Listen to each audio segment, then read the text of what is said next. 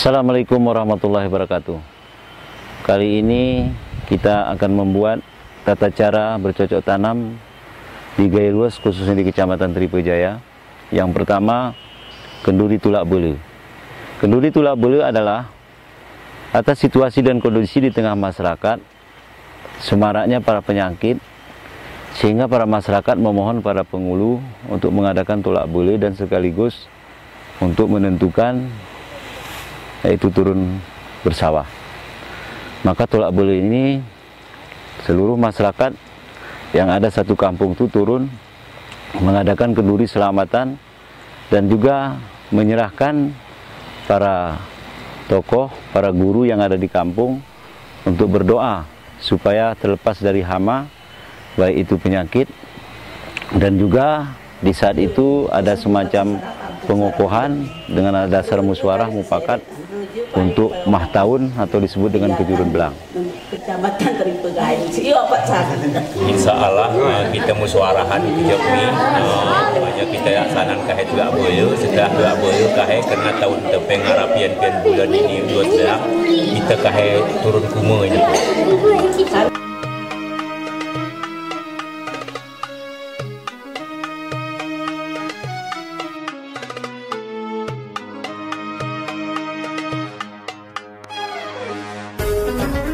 Maka atas nama penghulu menginstruksikan kepada seluruh masyarakat untuk kenduri kulunai. Kenduri kulunai merupakan adalah adanya acara selamatan di irigasi-irigasi dan dihimbau kepada masyarakat yang mempunyai persawahan dari satu irigasi itu semuanya kenduri, yaitu berdoa selamat, dan akhirnya diperintahkan kepada mereka untuk membersihkan parit selongan mulai dari intake sampai ke persawahan mereka masing-masing. Dan setelah itu maka disebutlah, istilah bahasa gayunya adalah rimes. Rimes itu adalah pembersihan selongan parit-parit mulai dari intake sampai ke bawah.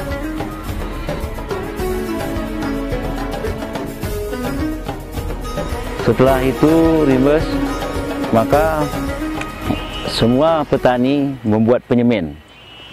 Penyemen itu adalah tempat benih yang dibuat, dan tata cara pembuatan tempat benih ini atau penyemen itu dipagar keliling dari bambu, dan cara untuk membajak itu kerbau siapa yang berdekatan dengan sawah kita bisa dipakai. Itu dengan sistem gotong royong dan sistem yaitu asas manfaat, bahwa seluruhnya kerbau siapa yang ada di sana bisa kita manfaatkan dalam rangka pembajakan penyemen tersebut. Dan setelah penyemen ini, maka yang mah tahun itu, yang kita sudah nobatkan, sudah pilih untuk mah tahun, dia itu menghadap kepada tengku para ulama. Dia akan mengkaji di sana hari apa cocok, bilangan bulan secara hijriah itu hari keberapa, karena di situ ada istilah nama gayurnya peguan, yaitu jema, kuru, mas, kain, padi. Nah disitulah ditentukan nanti di hari apa, maka para kejurun atau yang mah tahun tadi mendatangi tengku tadi, maka dia menentukan harinya hari apa, malam berapa untuk mulut nini. Mulut nini itu adalah setiap masyarakat yang punya sawah membawa bibit dalam satu sumpit, dibawa ke masjid, di sana bawa dirin kayu. Dirin kayu itu adalah adanya tumbuh-tumbuhan yang diikat, ada 5 macam, ada di situ dedingin, ada pelepah pisang abu, dan juga ada pelulut, ada jejerun, itu diikat, namanya dirin kayu. Dan itulah dibawa ke masjid, bawa bibit, dan di situ berdoa para ulama mengelilingi bibit yang sudah dimasukkan ke sumpit, dan di situ berdoa. Dan di situ berdoa. Setelah berdoa di situ, setelah berdoa memanjat kepada Allah bahwa supaya padi kelak ini akan ditanam subur, dan untuk menguatkan keimanan kepada Allah Subhanahu wa taala untuk belanja beribadah. Maka setelah itu masuklah, setelah didoakan, maka bibit itu diendapkan satu malam di masjid, dan besok paginya diambil oleh para petani bibit tersebut. Maka setelah itu baru rendam. Rendam itu adalah bibit itu direndam ke air, yang intinya untuk sebagai cikal bakal bibit Dan setelah itu barang 2 hari, 1 hari, barang 1 hari setelah itu baru nyau. Nyau itu adalah bibit yang sudah direndam itu dibawa ke sawah dan sudah disiapkan penyemai. Penyemen itu tempat penakaran bibit, maka disaurlah bibit tersebut.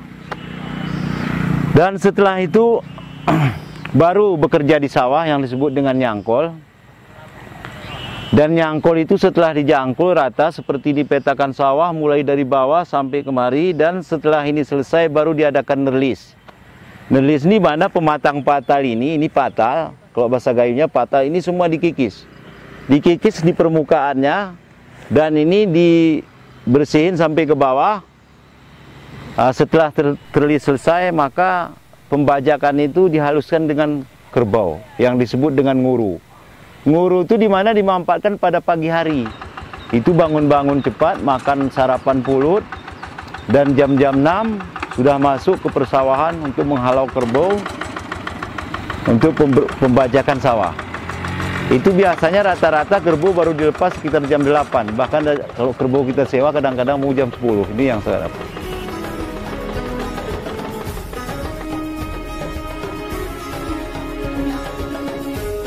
Dan setelah itu mematal. Yang disebut dengan mematal itu pematang sawah yang sudah kita bersihkan ini tadi. Ini diambil tanah yang sudah halus itu untuk ditaruh kemari. Nah, itu juga punya seni yang dikerjakan oleh para pemuda. Itu ada ukiran dari 5 jari ditarik. Nah, jadi ada secara pola tata kerja ditarik sehingga permukaan ini datar. Di sininya juga terisi, semoga tidak menghindari banjir, bocor. Jadi kalau pematang ini kita tumpukan tanah di sini tanpa kita taruh tanah di sini, itu akan bocor. Jadi ini rata sehingga permukaan air itu sama. Itu akibat dari pematalan yang bagus.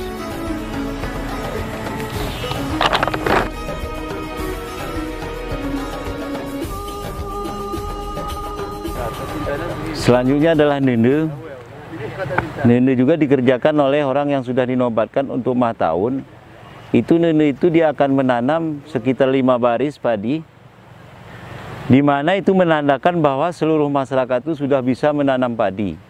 Dan ada pantangan bahwa orang yang sudah ditunjuk sebagai kejurun atau orang yang mah tahun, dia tidak bisa didahului oleh petani. Bila didahului maka ada sanksi adat. Maka ini kesemua ini untuk menjaga keseragaman masa tanam, sehingga pada petani sawah itu serentak menanam, juga mengandung asas manfaat, yaitu menghindari hama.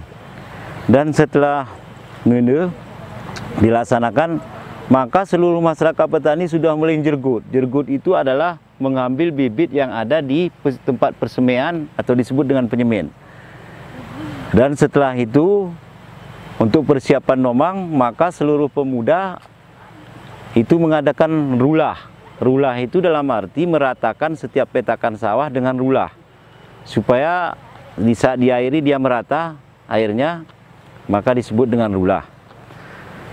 Dan setelah rulah itu para yang punya sawah itu membagi tumpukan sawah bibit setiap petak-petak sawah. Itu sebagai persiapan untuk berjamu benomang. Dan setelah itu besoknya adalah nomang. Juga perlu kita sampaikan bahwa pipit padi yang disemai di penyemen itu sekitar 20 hari. Dan setelah itulah diadakan menanda.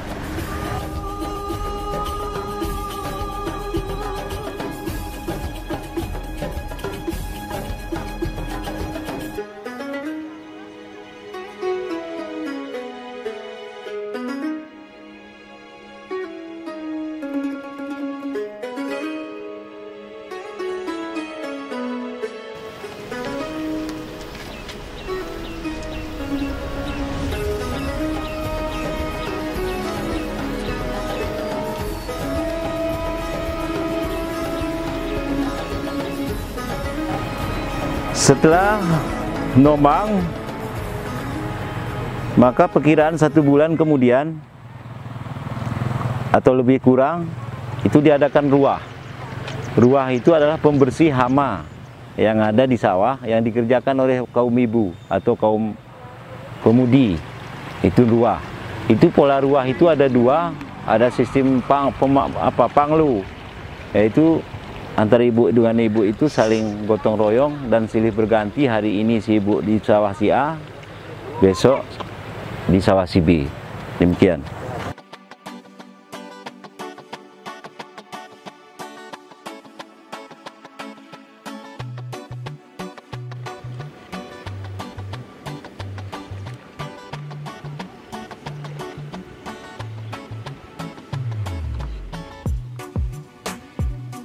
Dan setelah sawah ini padi sudah mulai bagus, yaitu sudah mulai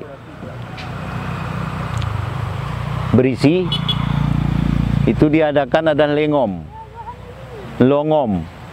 Longom itu juga diadakan kenduri, yang tentunya tidak terlepas juga atas anjuran oleh Kejurun Belang yang mah tahun tadi. Maka dalam acara lengom ini ada beberapa season. Yang pertama, lengom ini dilaksanakan kenduri di tempat di masjid, dan setelah itu diumumkan ada beberapa pantangan yang harus dilaksanakan oleh petani. Yang mana pantangan itu, bila seseorang membawa hasil hutan seperti rotan, itu dari hutan, itu harus dikemas dulu 1 hari sebelum dibawa ke persawahan. Itu adalah fatwa dari guru yang bahwa di saat kita membawa hasil hutan seperti rotan, bila kita langsung membawa ke tengah sawah akan membawa penyakit, disebut dengan kemang. Maka fatwa ini dari endatu ke datu semua dilaksanakan, maka itu rotan dimalamkan dulu 1 hari baru besoknya diambil. Itu pantangan pertama.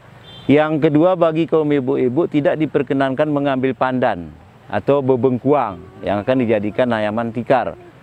Itu juga pantangan. Yang ketiga, tidak diperkenankan para ibu-ibu membawa alat untuk penangkap ikan. Seperti bahasa daerahnya di sini dorong, itu tidak diperkenankan di bawah. Juga mengundang penyakit. Yang selanjutnya juga tidak diperkenankan orang memburu. Dan selanjutnya juga tidak diperkenakan orang melepas jilbab. Para kaum ibu, para gadis-gadis melepas jilbab bergerbang istilahnya, itu rambut terurai, itu juga pantangan, itu tidak diperkenankan. Dan setelah itu juga tidak diperkenakan membersihkan pematang sawah. Itu pantangan itu selama-lamanya 1 minggu setelah kenduri lengom. Maka dalam lengom itu juga ada makanan yang dipersembahkan, yang yaitu membuat gelami. Gelami itu sejenis bubur, dan itu gelami itu dibawa masing-masing para petani, ditempatkan di pemasukan air pertama yang disebut dengan wak-waan. Itu dari air ini, dari parit ini masuk ke persawahan, yang pertama disitulah taruh gelami. Itu menunjukkan bahwa kesuburan, dia semakin subur.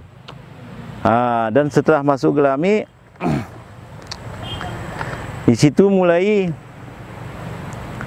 padi dari hari kemari semakin akan berbunga. Dan setelah padi memasuki berbunga, maka diadakanlah kenduri mulut tumpit.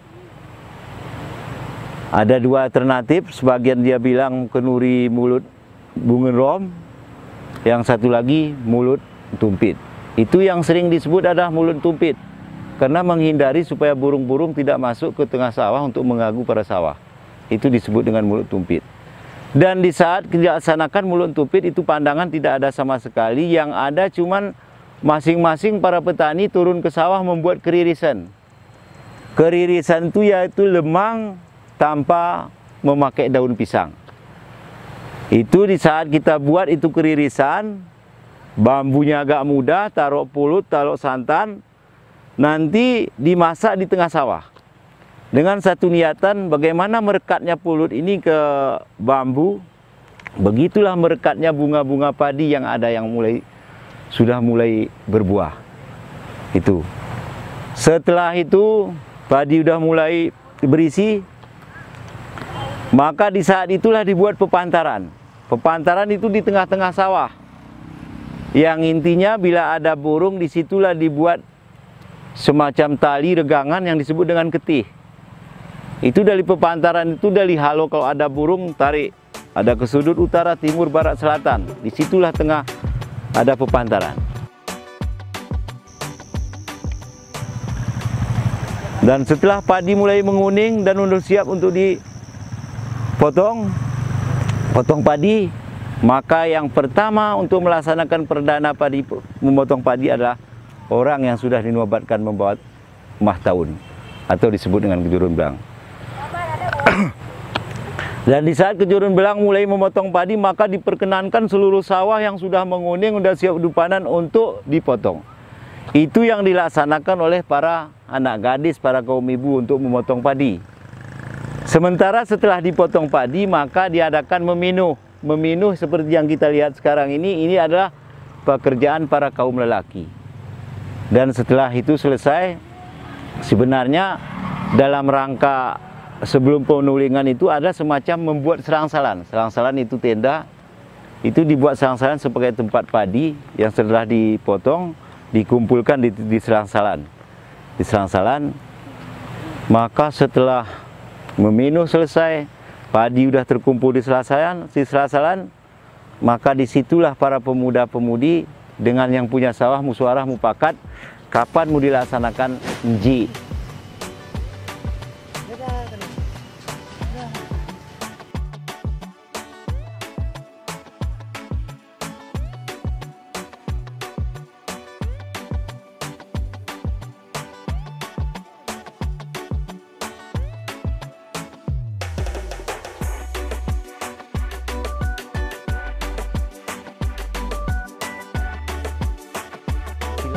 Itu adalah sebagai untuk merontok padi yang dilaksanakan secara manual oleh kaki.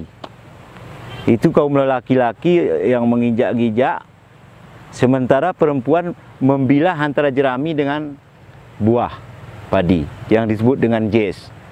Dan sebelum itu dilaksanakan ada musyawarah antara pemuda yang bahwa di saat besok melaksanakan nji, itu para pemuda-pemudi mengadakan yaitu belompong. Belompong itu dilaksanakan pada tengah malam, pada jam 8 pada maghrib Kesa. Itu dilaksanakan membawa lampu petromak mencari belalang. Itu namanya belompong. Dan hasil tangkapan itulah dimakan para orang tua dan juga para pemuda-pemudi, dan membuat pulut yang besoknya dilaksanakan bejamunji. Bejamunji itu dilaksanakan biasanya yang dominan dalam satu kelompok, karena di desa ini ada kelompok reje, kelompok paluh, kelompok bur, kelompok imam.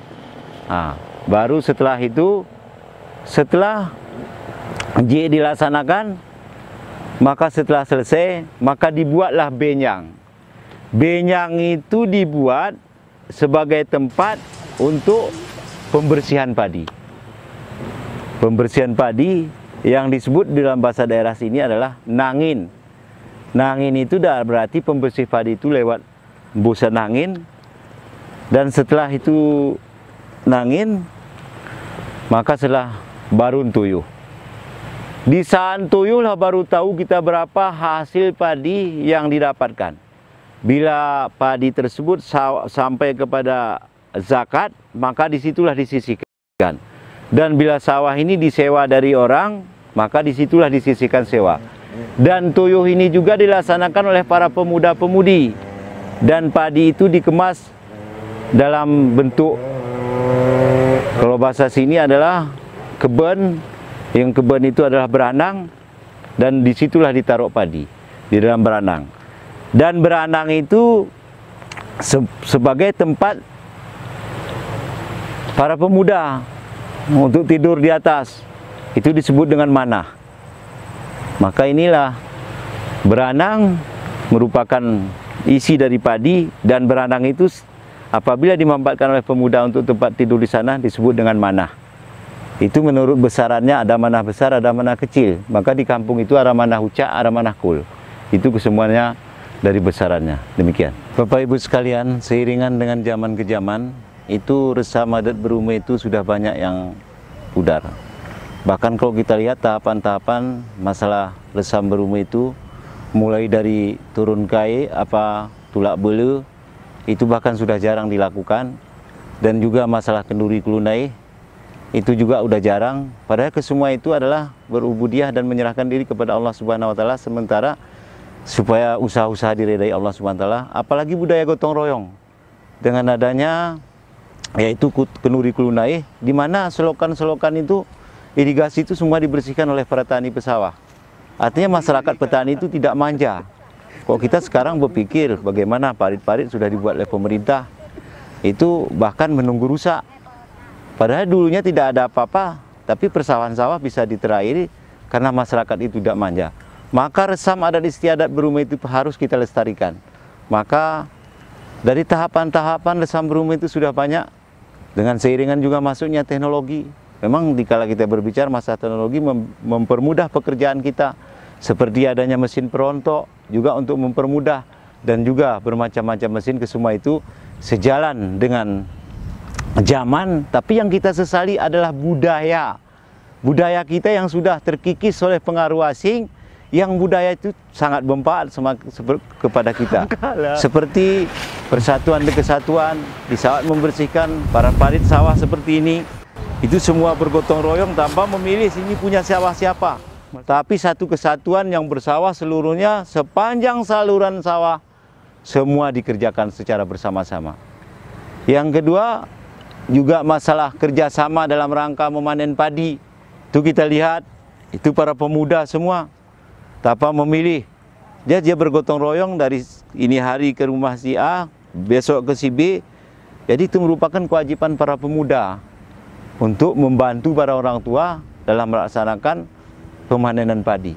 Toh sekarang yang menjadi persoalan, budaya itulah sudah terkikis, maka film yang dibuat saat ini merupakan untuk mengembalikan budaya kita yang sesungguhnya, melestarikan adat kita sesungguhnya, supaya budaya yang diturunkan oleh endatu kita tetap lestari dan bermanfaat untuk cucu kita ke depan. Demikianlah.